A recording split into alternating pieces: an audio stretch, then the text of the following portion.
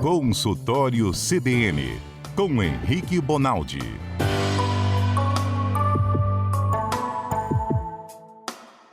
Henrique Bonaldi é médico cardiologista e às terças-feiras nos dá uma ajuda, presta um serviço público para você ligado na Central Brasileira de Notícias aqui no CBN Cotidiano. Tá com dor?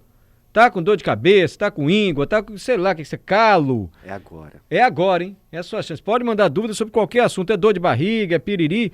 Doutor Henrique, se não tiver a resposta na hora, ele vai pesquisar e vai trazer um retorno para você. Para participar do nosso programa e tirar dúvida com o médico, é só mandar mensagem para o seguinte WhatsApp. 992994297. Repete, Patrícia Valim, por favor. 992994297. Oi, doutor Henrique, boa tarde. Boa tarde, Mário. Boa tarde, Adalberto. Boa tarde a quem está na mesa, aos ouvintes. Como estão de terça-feira aí, tudo bem? Graças a Deus, tudo bem. Tudo jóia, doutor Henrique. Mas eu tô me recuperando da Covid. Graças a Deus. O senhor sabe que eu tô me recuperando da Covid, eu liguei pro senhor, Eu queria que o senhor falasse para todos os ouvintes aquilo que você me falou quando eu te liguei, do negócio dos sintomas. Você falou, o sintoma hoje é tão variado quanto difuso, assim, sintoma de Covid. De um tudo virou sintoma de Covid, né, doutor?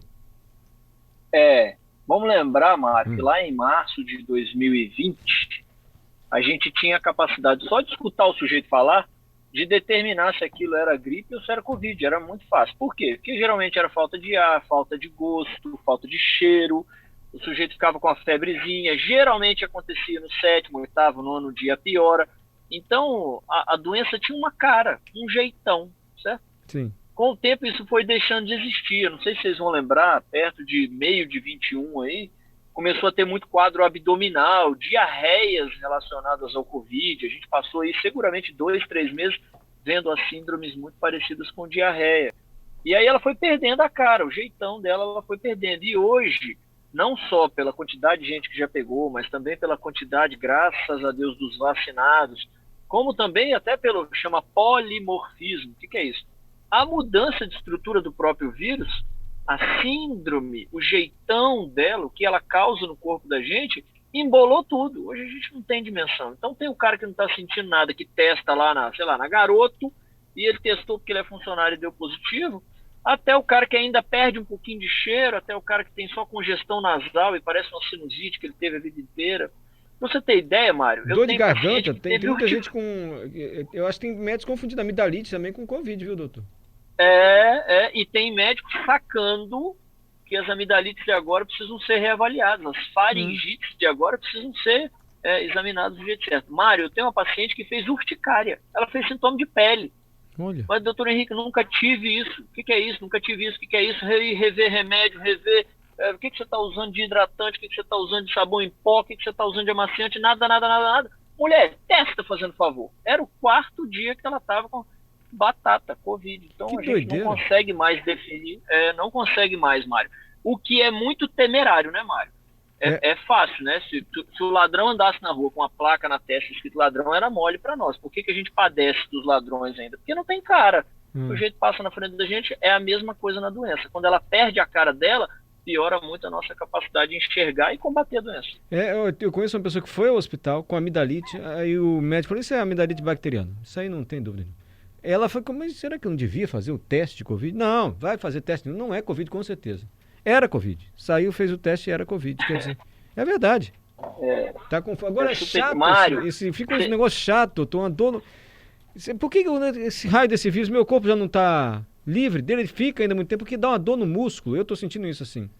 Você vai andar, dá dor na perna e dá uns... Sem paz, já fica cansado. Assim, eu acho enjoado toda a vida, viu? Ainda fica um resquício, né? Parece que a gente chama isso de sintomas constitucionais, né? Não é aquele trem específico, né? Você não está com aquele, mas é um mal-estar generalizado, é uma dorzinha no músculo, é uma sensação de não querer fazer as coisas. Isso pode ficar, Mário, infelizmente, até por 30 dias depois da doença. Há relatos de até 30 dias depois da doença essa sensação ruim. Tem só que ficar de olho para a gente não estar diante de piora em relação à doença, né? Que graças a Deus o mundo está vendo aumentar o número de casos, mas graças a Deus isso não está querendo dizer aumento de mortalidade, pelo menos por enquanto, que é uma ótima notícia e é graças à vacinação, né? A ciência, vocês médicos, a vacina, enfim, vamos levando a Covid, que ela está diferentona, mas continua presente, a gente tem que se cuidar, né? Vem quarta dose aí, Patrícia trouxe todas as informações hoje, Vitória agenda amanhã, outros municípios também. Doutor, quando está mais frio, mexe mesmo no nosso corpo, assim, uma mudança de temperatura, a gente pode ter algum tipo de sintoma, de doença que a gente não tinha antes, enfim. De que maneira o inverno pode afetar a nossa saúde? Mário, uma das grandes brigas na medicina, de teórico versus prática, é essa questão principalmente relacionada às doenças respiratórias na época do inverno. Existem teorias e mais teorias que falam que não tem absolutamente nada a ver. Vocês vão lembrar logo no começo, quando a gente estava no terceiro, quarto episódio dessa boa relação que nós temos aqui, que a gente falou dos mitos da mãe. Quando é que a mãe estava mentindo pra gente? Lembro. E eu falei para vocês assim, sair na chuva, pôr o pé no frio, isso não tem nada a ver com doença respiratória. E é verdade, a teoria fala isso.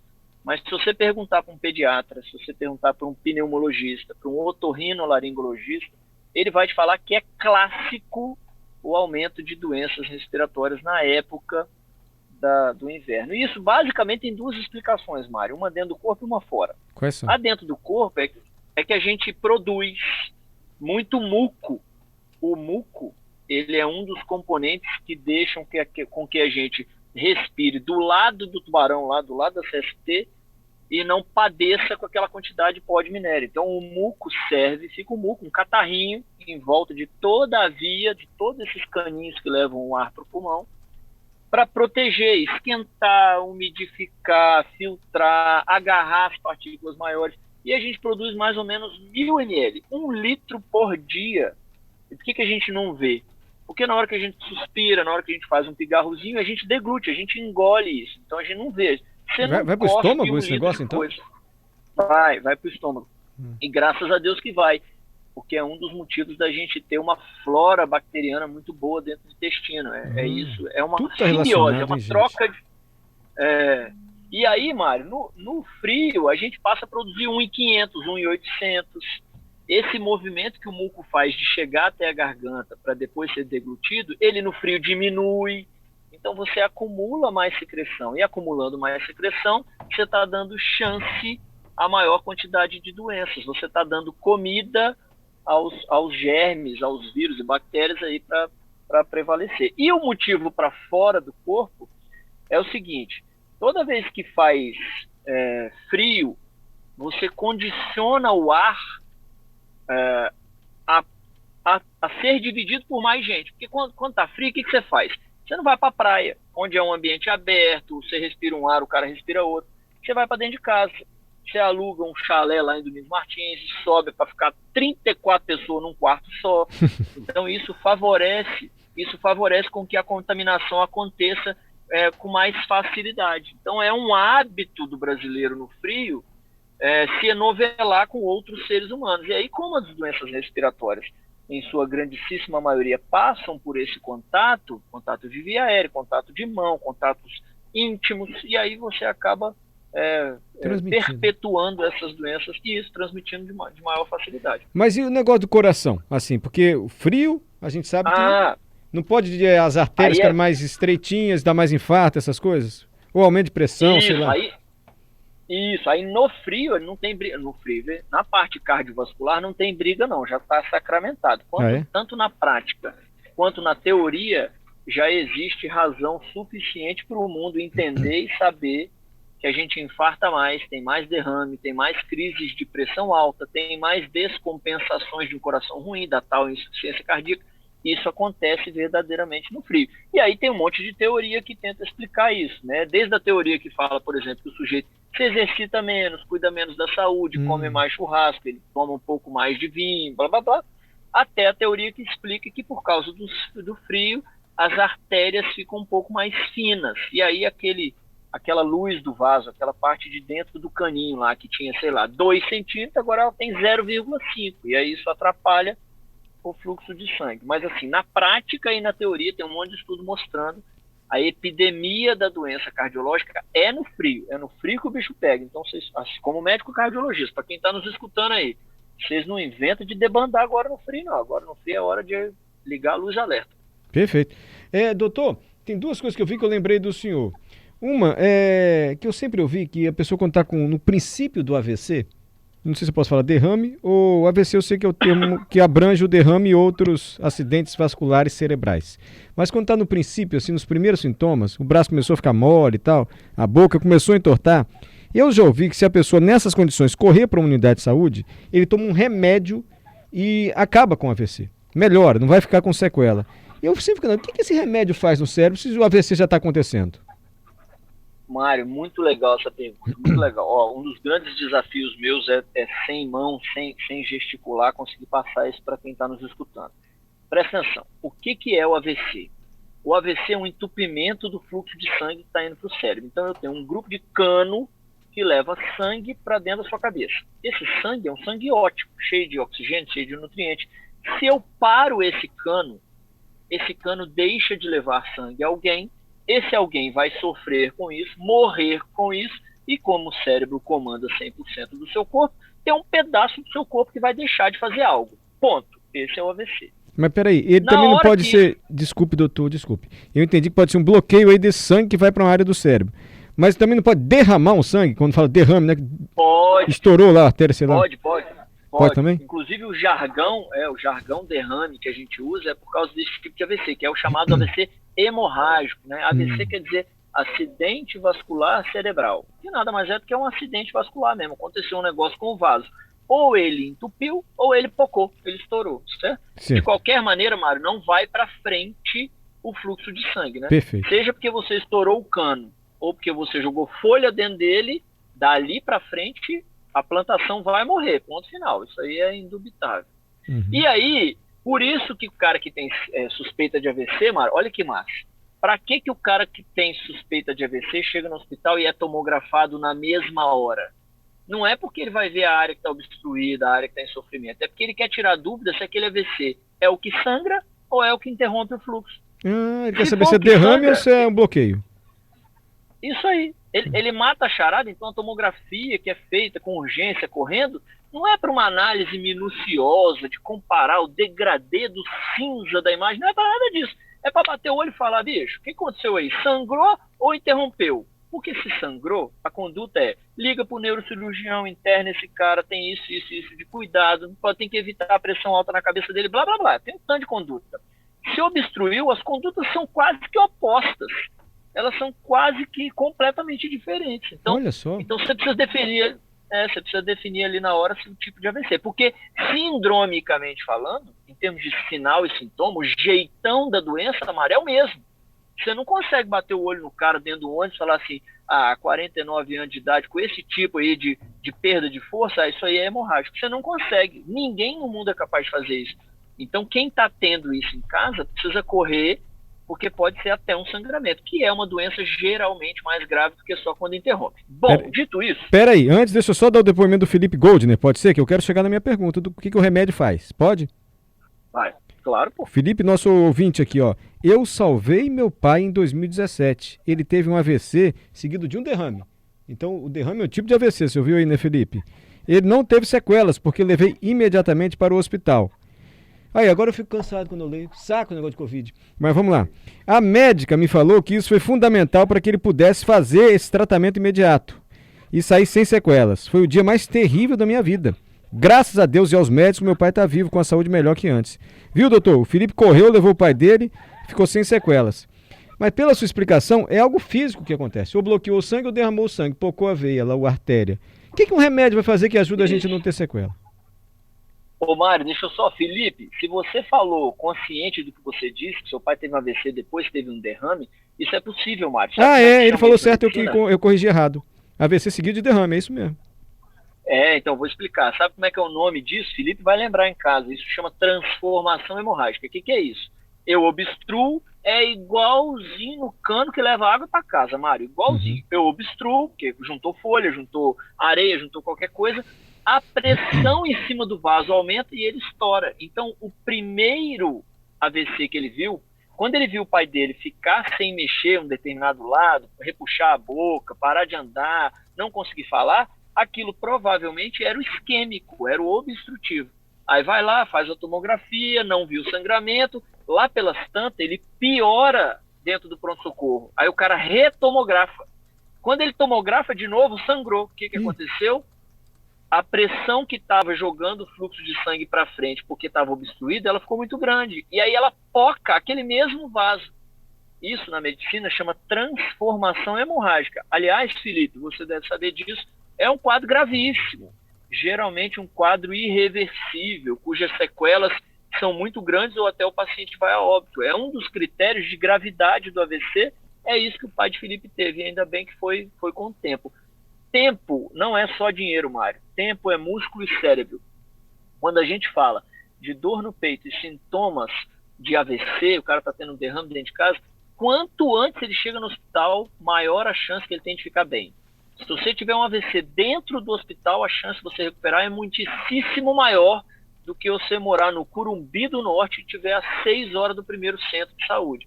Então, você tá vendo um trem desse aí, para o que você está fazendo e leva o cara, não brinca com esse trem não. Bom, aí, num AVC isquêmico, que é esse que obstrui, Mário, eu tenho que desobstruir.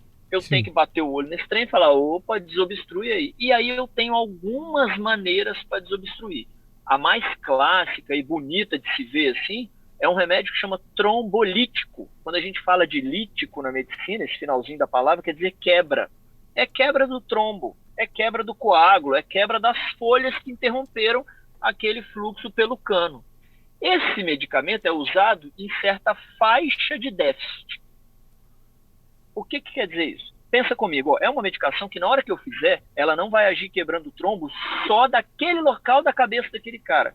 Ela vai agir na cabeça do cara, no braço do cara, vai agir na perna do cara, vai abrir no intestino do cara. Então ela vai deixar qualquer trombo sem o coágulo. Ela vai fluidificar esse sangue novamente no corpo inteiro, certo?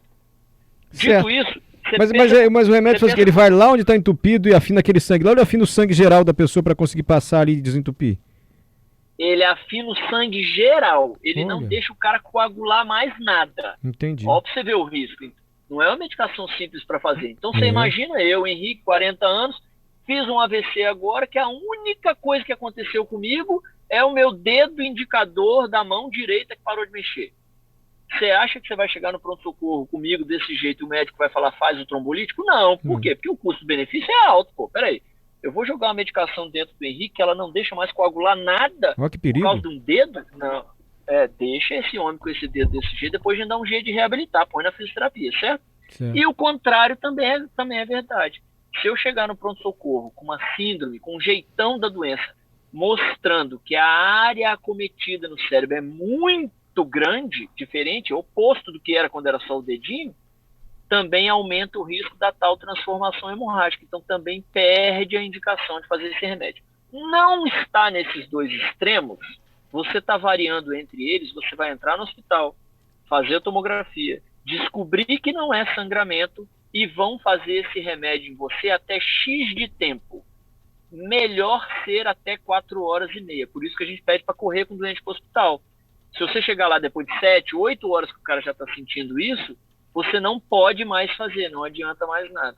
Aí na hora que faz, Mário, é um negócio muito bonito, Mário, muito bonito. Uma das coisas da medicina que o cara que está lá sem mexer braço, sem mexer perna, com a boca repuxada, sem conseguir falar, quando você começa a medicação, nos casos bem-sucedidos, dá 10, 15, 20 minutos, esse cara está falando e mexendo o braço. Que maravilha. É um negócio lindo de se ver. Que porque maravilha. Desobstrui, liquidifica aquilo de novo, liquefaz aquilo, ele consegue de novo voltar o fluxo de sangue para aquela área que estava ruim e o cara volta a falar, pronto, acabou o seu problema. Que bênção. Então dá a dica básica assim pra gente, que horas a gente deve correr no hospital? A pessoa tá, como é que percebe que tá com início de AVC? Tem aquelas histórias, levanta o braço, sorri, vê se a boca tá torta. Dá essa dica básica, doutor, que é sempre bom repetir isso assim.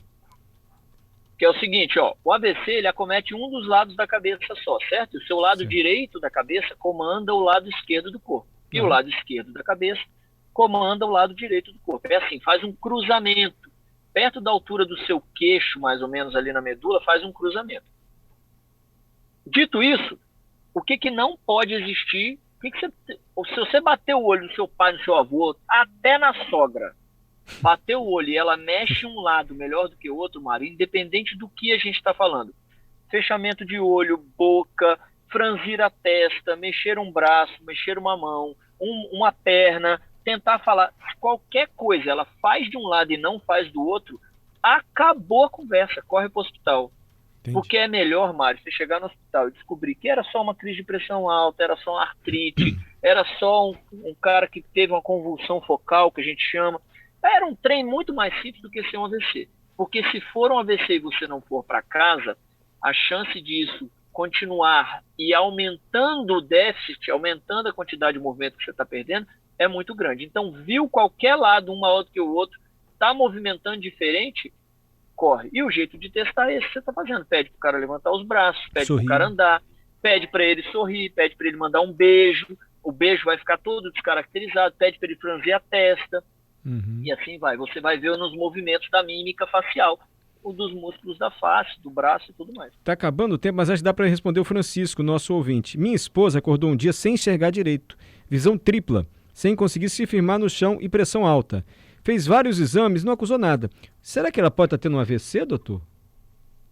A chance é muito pequena. Se ela concluiu a investigação do AVC, que termina até com ressonância, provavelmente não. Mário, a gente tem mais do que 2, 3 doenças no mundo hoje, inclusive a pressão alta é uma delas, que podem dar essa sensação de déficit. Pode parecer que parou de mexer, pode parecer que confundiu o olhar, e isso não ser AVC. Por isso que não é 100% de certeza que quem para de mexer um braço é AVC.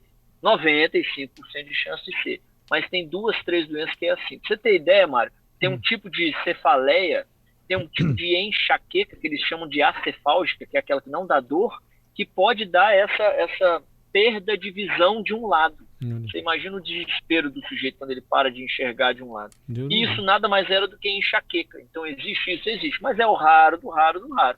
Nós não vamos bater o olho em alguém que está com visão dupla, tripla, e falar para o cara, fica tranquilo que isso aí é um trem acefálgico que o Bonaldi falou. Não inventa esse trem, não. É dentro do carro na mesma hora para o hospital. Pode ser um AVC. Obrigado, viu, doutor Henrique? Eu tô cheio de perguntas pro senhor, que eu fiquei em casa e fiquei vendo aquela série Sob Pressão de medicina, que o meu sonho é ser médico. Maravilhosa. Eu quero saber por que às vezes usa o bisturi normal e por que usa o bisturi aquele elétrico. É dúvida que eu tenho. Quero saber um monte de pinça, aquela que tem lá, uma pinça grande. O que faz? A pinça dá uma voltinha na veia e trava o sangue. Ele não amarrou, eu fico vendo aquilo e não entendo nada. O senhor explica pra gente semana que vem? Claro, sem problema nenhum, com o maior prazer. Entre outros assuntos. O senhor já viu essa série, doutor? É só verdade. Eu já. Só verdade é mais ou menos. É igual aquele outro lá do menino que é inteligente. Como chama aquela? Do menino que é autista. Muito boa também. Dr. House. Tem Asperger, se eu não me engano. É o do menino, né? Não, o House não. E nessa operação botaram um monte de bolinha de ping-pong, na operação da pessoa de pulmão, de pneumonia. Bom, doutor, obrigado, viu? Até terça-feira. Tchau, gente. Boa semana para quem nos escuta aí. Se cuidem no freio. Fica com Deus.